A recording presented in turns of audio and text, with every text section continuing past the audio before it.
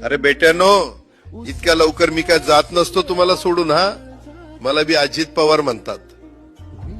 पण गऱ्यांनो, नियतीचा खेळ बघा. खरंच आज माझा हा प्रवास इथंच थांबतोय. मी नेहमी म्हणायचो राजकारण आपल्या जागी आहे, पण काम महत्वाचं.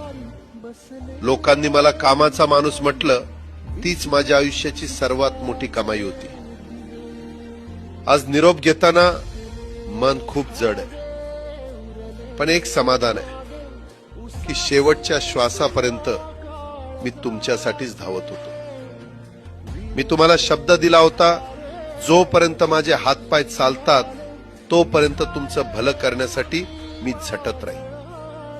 नियती बघा कशी असते.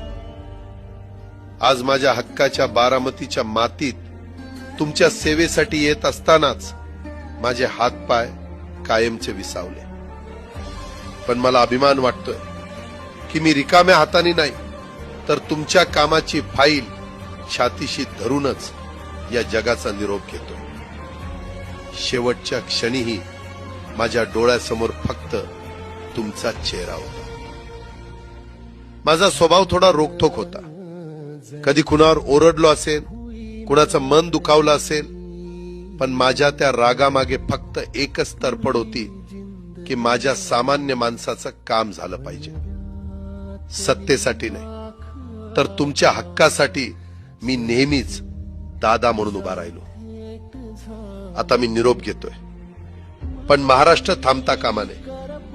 माझी जबाबदारी आता मी तुमच्यावर सोपवतोय. राजकारण करा, पण विकासाची गती थांबू देऊ नका.